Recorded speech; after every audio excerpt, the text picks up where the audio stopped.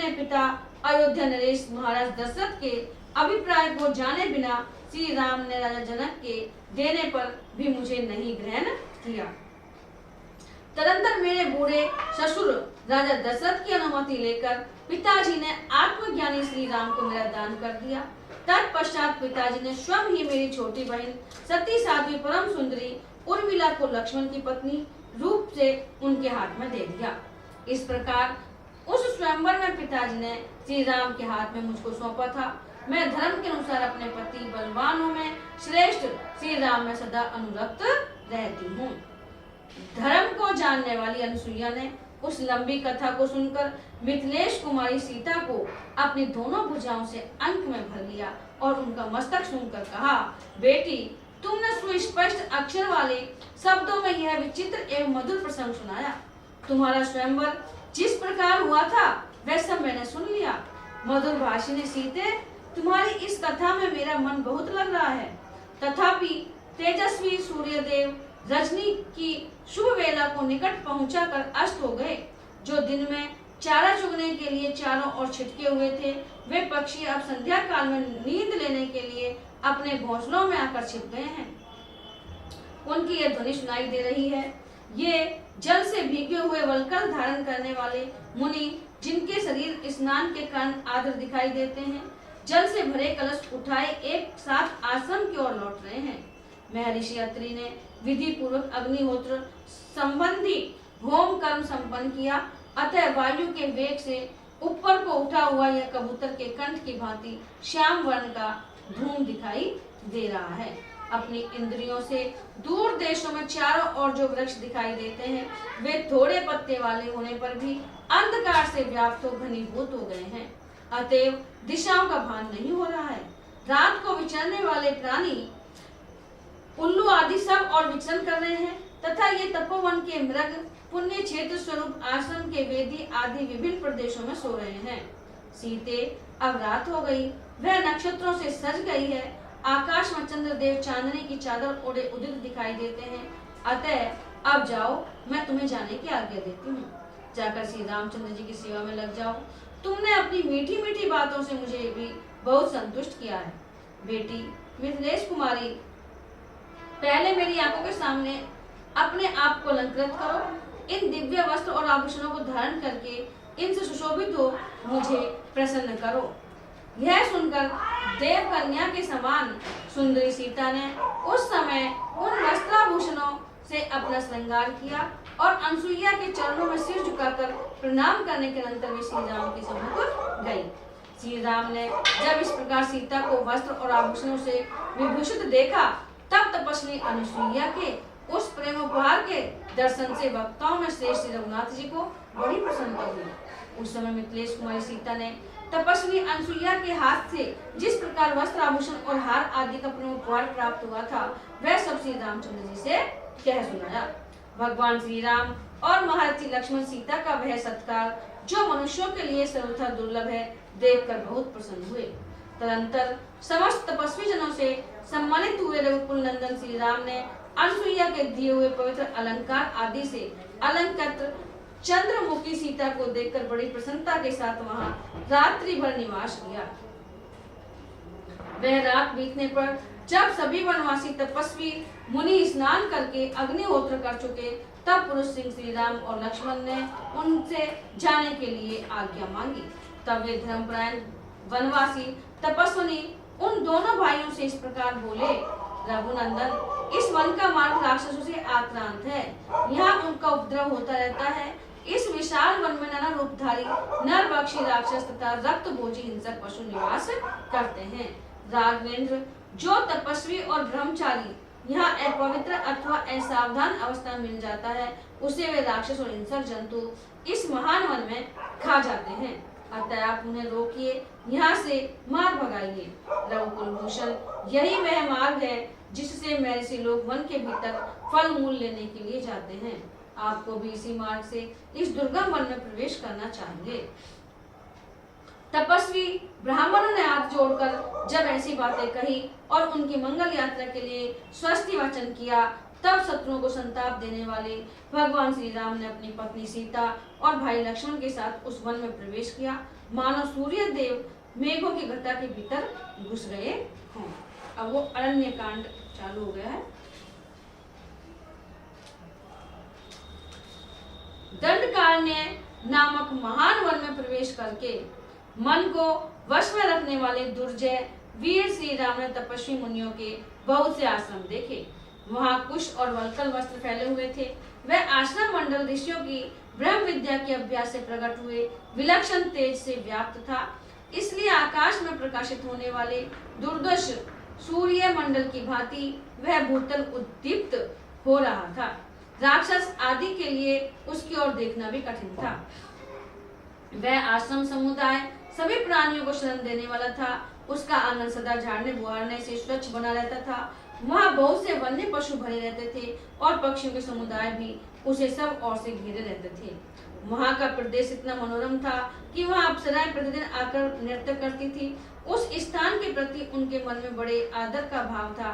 बड़ी बड़ी अग्निशालाएं, स्त्रुवा आदि यज्ञ पात्र, मृगचर्म, कुश, समीधा, जलपूर्ण कलश तथा फल मूल उसकी शोभा बढ़ाते थे। स्वादिष्ट फल देने वाले परम पवित्र तथा बड़े बड़े वन्य वृक्षों से वह आश्रम मंडल घिरा हुआ था। बलि, वैष्णुदेव और होम से पूजित वह पवित्र आश्रम समूह वेद मंत्रों के पाठ की ध्वनि से गूंजता रहता था।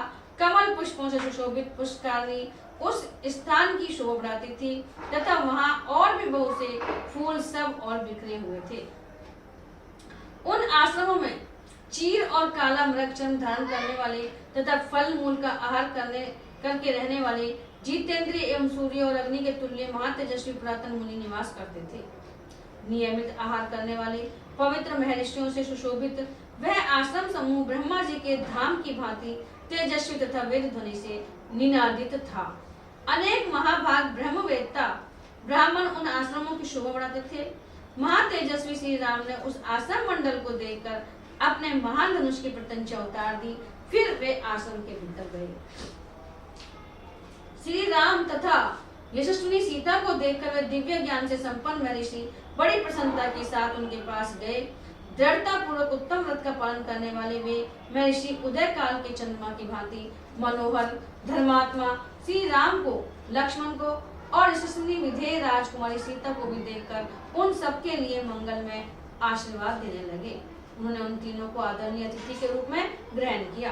श्री राम के रूप, शरीर की गठन, कांति, सुकुमारता तथा सुंदर वेश को उन वनवासी मुनियों ने आश्चर्यचकित होकर देखा। वन में निवास करने वाले वे सभी मुनि श्री राम, लक्ष्मण और सीता तीनों को एक टक नेत्रों से देखने लगे। उनका स्वरूप उन्हें आश्चर्य में प्रतीत होता। समस्त प्राणियों के हित में तत्पर रहने वाले उन महाभाग महर्षियों ने वहां अपने प्रिय अतिथि इन भगवान श्री राम को पर्णशाला में ले जाकर ठहराया। अग्नि तुल्य तेजस्वी और धर्मपरायण उन महाभाग मुनियों ने श्री राम को विधिवत सत्कार के साथ जल समर्पित किया। फिर बड़ी प्रसन्नता के साथ मंगल सूचक आशीर्वाद देते हुए उन महात्मा श्री राम को उन्होंने फल मूल और फूल आदि के साथ सारा आश्रम भी समर्पित कर दिया। सब कुछ निवेदन करके वे धर्माज्ञ मुनि हाथ जोड़कर बोले, रघुनंदन, दंड धारण करने वाला, राजा धर्म का पालक, महायशस्वी, इस जन समुदाय को शरण देने वाला, माननीय, पूजनीय और सबका गुरु है। इस भूतल पर इंद्र आदि लोकपालों का ही चौथा अंश होने के कारण वह प्रजा की रक्षा करता है। अतः राजा सबसे वंदित होता है तथा उत्तम एवं रमणीय भोगों का उपभोग करता है। जब साधारण राजा की यह स्थिति है तब आपके लिए तो क्या कहना है, आप तो साक्षात भगवान हैं। हम आपके राज्य में निवास करते हैं, अतः आपको हमारी रक्षा करनी चाहिए। आप नगर में रहें या वन में, हम लोगों के राजा ही हैं। आप समस्त जन समुदाय के शासक एवं पालक हैं। राजन, हमने जीव मात्र को दंड देना छोड़ दिया है, क्रोध और इंद्रियों को जीत लिया है। अब तपस्या ही हमारा धन है। जैसे माता गर्भस्थ बालक की रक्षा करती है, उसी प्रकार आपको सदा सब तरह से हमारी रक्षा करनी चाहिए। ऐसा कहकर उन तपस्वी मुनियों ने वन में उत्पन्न होने वाले फल, मूल, फूल तथा अन्य प्रकार के आहारों से लक्ष्मण और सीता सहित भगवान श्री रामचंद्र जी का सत्कार किया। इसके सिवा दूसरे अग्नितुल्य तेजस्वी तथा न्याय युक्त बर्ताव वाले सिद्ध तापसों ने भी सर्वेश्वर भगवान श्री राम को यथोचित रूप से प्राप्त किया। रात्रि में उन महर्षियों का आतिथ्य ग्रहण करके सवेरे सूर्योदय होने पर समस्त मुनियों से विदा ले श्री रामचंद्र जी पुनः वन में ही आगे बढ़ने लगे। जाते जाते लक्ष्मण सहित श्री राम ने वन के मध्य भाग में एक ऐसे स्थान को देखा जो नाना प्रकार के मृगों से व्याप्त था। वहां बहुत से रीछ और बाघ रहा करते थे। वहां के वृक्ष लता और झाड़ियां नष्ट भ्रष्ट हो गई थी।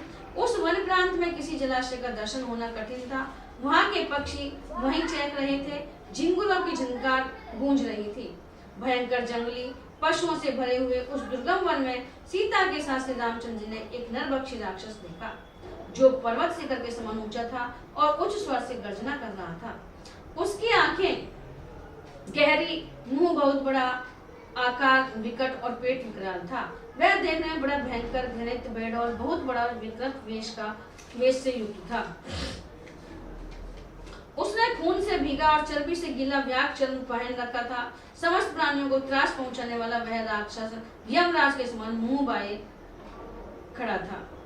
वह एक लोहे के शूल में 3 सिंह, 4 बाघ, 2 भेड़िए, 10 चितकबरे हरिण और दांतों सहित एक बहुत बड़ा हाथी का मस्तक जिसमें चर्बी लिपटी हुई थी गांठ कर जोर जोर से धाड़ रहा था। श्री राम, लक्ष्मण और मिथिलेश कुमारी सीता को देखते ही वह क्रोध में भरकर भैरवनाद करके पृथ्वी को कंपित करता हुआ उन सब की ओर उसी प्रकार दौड़ा जैसे प्राणांतकारी काल प्रजा की ओर अग्रसर होता है। वह विधि नंदिनी सीता को गोद में ले कुछ दूर जाकर खड़ा हो गया। फिर उन दोनों भाइयों से बोला, तुम दोनों जटा और चीर धारण करके भी स्त्री के साथ रहते हो और हाथ में धनुष बाण और तलवार लिए दंडक वन में घुसाए हो, अतः जान पड़ता है तुम्हारा जीवन क्षीण हो चला है। तुम दोनों तो तपस्वी जान पड़ते हो, फिर तुम्हारा युवती स्त्री के साथ रहना कैसे संभव हुआ? अधर्मपरायण, पापी तथा मुनि समुदाय को कलंकित करने वाले तुम दोनों कौन हो? मैं विराट नामक राक्षस हूँ। राक्षस ने कहा कि मैं विराट नामक राक्षस हूँ और प्रतिदिन ऋषियों के मांस का भक्षण करता हुआ हाथ में अस्त्र शस्त्र लिए इस दुर्गम वन में विचरता रहता हूँ। यह स्त्री बड़ी सुंदरी है, अतः मेरी भार्या बनेगी और तुम दोनों पापियों का मैं युद्ध स्थल में रक्तपान करूंगा। दुरात्मा विराट की ये दुष्टता और घमंड से भरी बातें सुनकर जनक नंदिनी सीता घबरा गई और जैसे तेज हवा चलने पर केले का वृक्ष जोर जोर से हिलने लगता है, उसी प्रकार वे उद्वेग के कारण थरथर कांपने लगी। शुभ लक्षणा सीता को सहसा विराट के चुंगल में फंसी देख श्री रामचंद्र जी सूखते हुए मुंह से लक्ष्मण को संबोधित करके बोले, सौम्य, देखो तो सही, महाराज जनक की पुत्री और मेरी सती साध्वी पत्नी सीता विराट के अंत में विवशता पूर्वक जा पहुंची। अत्यंत सुख में पली हुई यशस्विनी राजकुमारी सीता की यह अवस्था, हाय कितने कष्ट की बात है। लक्ष्मण, वन में हमारे लिए जिस दुख की प्राप्ति कैकेयी को अभिष्ट थी और जो कुछ उसे प्रिय था उसके लिए उसने वर मांगे थे, वह सब आज ही शीघ्रता पूर्वक सिद्ध हो गया। तभी तो वह दूरदर्शनी कैकेयी अपने पुत्र के लिए केवल राज्य लेकर नहीं संतुष्ट हुई थी। जिसने समस्त प्राणियों के लिए प्रिय होने पर भी मुझे वन में भेज दिया, वह मेरी मंजली माता कैकेयी आज इस समय सफल मनोरथ हुई। विधि नंदिनी का दूसरा कोई स्पर्श कर ले, इससे बढ़कर दुख की बात मेरे लिए दूसरी कोई नहीं है। सुमित्रा नंदन, पिताजी की मृत्यु तथा अपने राज्य के अपहरण से भी उतना कष्ट मुझे नहीं हुआ जितना अब हुआ है। श्री रामचंद्र जी के ऐसा कहने पर शोक के आंसू बहाते हुए लक्ष्मण कुपित हो मंत्र से अवरुद्ध हुए सर्प की भांति फुफकारते हुए बोले, कुकुष्ट कुलभूषण, आप इंद्र के समान समस्त प्राणियों के स्वामी एवं संरक्षक हैं। मुझ दास के रहते हुए आप किस लिए अनाथ की भांति संतप्त हो रहे हैं? मैं भी कुपित होकर अपने बाण से इस राक्षस का वध करता हूँ। आज ये पृथ्वी मेरे द्वारा मारे गए प्राण शून्य विराट का रक्त पिएगी। राज्य की इच्छा रखने वाले भरत पर मेरा जो क्रोध प्रकट हुआ था उसे आज मैं विराट पर छोड़ूंगा, जैसे वज्रधारी इंद्र पर्वत पर अपना वज्र छोड़ते हैं। मेरी भुजाओं के बल के वेग से वेगवान होकर छूटा हुआ मेरा महान बाण आज विराट के विशाल वक्षस्थल पर गिरे, इसके शरीर से प्राणों को अलग करे, तत्पश्चात ये विराट चक्कर खाता हुआ पृथ्वी पर पड़ जाए। बोलो श्री रामचंद्र भगवान की जय हो।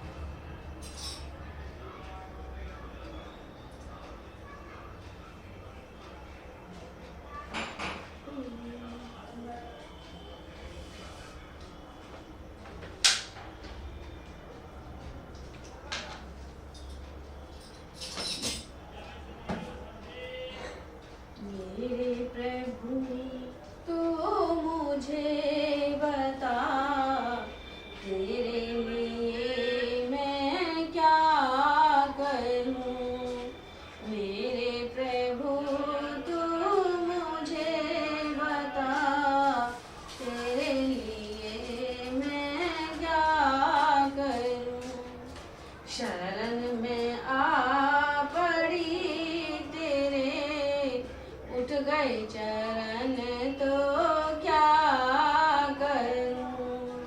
शरण में आ पड़ी तेरे, उठ गए चरण तो क्या करूं। मेरे प्रभु तू मुझे बता, तेरे लिए मैं क्या करूं। तेरी ही ज्योति से प्रभु सारा ही जग जगमगा रहा। तेरी ही ज्योति से प्रभु सारा ही जग जगमगा रहा। तेरी ही ज्योति के लिए दीप जला के क्या करूं। तेरी ही ज्योति के लिए दीप जला के क्या करूं। मेरे प्रभु तू मुझे बता, तेरे लिए मैं क्या करूं। फूलों में महक है तेरी, चंदन में वास है तेरा। फूलों में महक है तेरी, चंदन में वास है तेरा। तेरी सुगंध के लिए पुष्प चढ़ा के क्या करूं। तेरी सुगंध के लिए पुष्प चढ़ा के क्या करूं। मेरे प्रभु तू मुझे बता, तेरे लिए मैं क्या करूं। तू ही खिलाता जग को है, तू ही पिलाता सबको है। तू ही खिलाता जग को है, तू ही पिलाता सबको है। तेरे खिलाने के लिए भोग लगा के क्या करूं। तेरे खिलाने के लिए भोग लगा के क्या करूं। मेरे प्रभु तू मुझे बता, तेरे लिए मैं क्या करूं। तेरी महिमा को प्रभु चारों ही वेद गा रहे। तेरी ही महिमा को प्रभु चारों ही वेद गा रहे। तेरी बड़ाई के लिए कविता बना के क्या करूं। तेरी बड़ाई के लिए कविता बना के क्या करूं।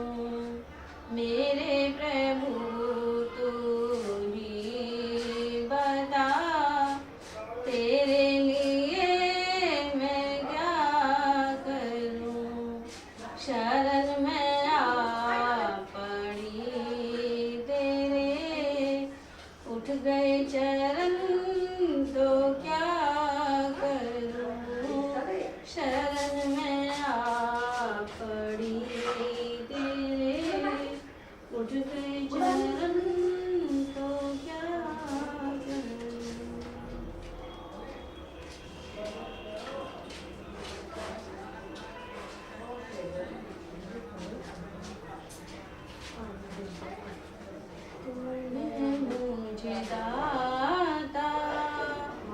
बहुत कुछ दिया है तूने मेरे मालिक, सब कुछ दिया है तेरा शुक्रिया है, तेरा शुक्रिया है।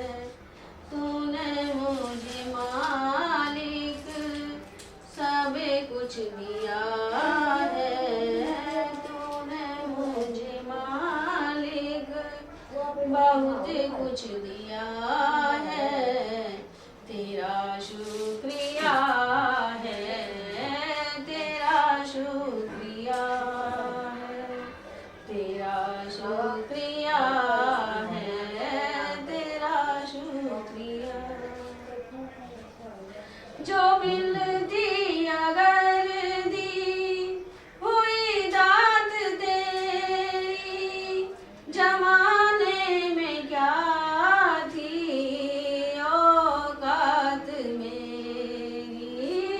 जो मिलती अगर दी हुई दात तेरी, जमाने में क्या थी औकात मेरी। तूने मुझे जीने के काबिल किया है, तूने मुझे जीने के काबिल किया है तेरा शुक्रिया है, तेरा शुक्रिया है। तूने मुझे दादा सब कुछ दिया है तेरा शुक्रिया है, तेरा शुक्रिया है। किया कुछ नहीं हूँ शर्मसार हूँ मैं, तेरी रहमतों की तलबदार हूँ मैं। किया कुछ नहीं है शर्मसार हूँ मैं, तेरी रहमतों की तलबदार हूँ मैं।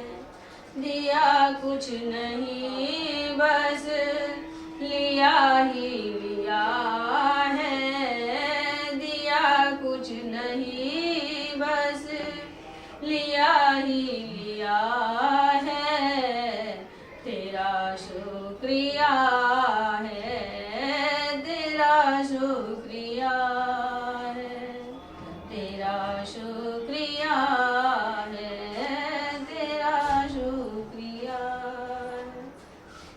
तूने मुझे मालिक सब कुछ दिया है तेरा शुक्रिया है, तेरा शुक्रिया है। तेरी रहमतों का इशारा न होता तो दुनिया में मेरा गुजारा न होता। तेरी रहमतों का इशारा न होता तो दुनिया में मेरा गुजारा न होता। उसे क्या कमी जो तेरा हो गया है, उसे क्या कमी जो तेरा हो गया है तेरा शुक्रिया है, तेरा शुक्रिया है। तूने मुझे मालिक सब कुछ दिया है, तूने मुझे भगवान बहुत कुछ दिया है तेरा शुक्रिया है, तेरा शुक्रिया है, तेरा शुक्रिया है।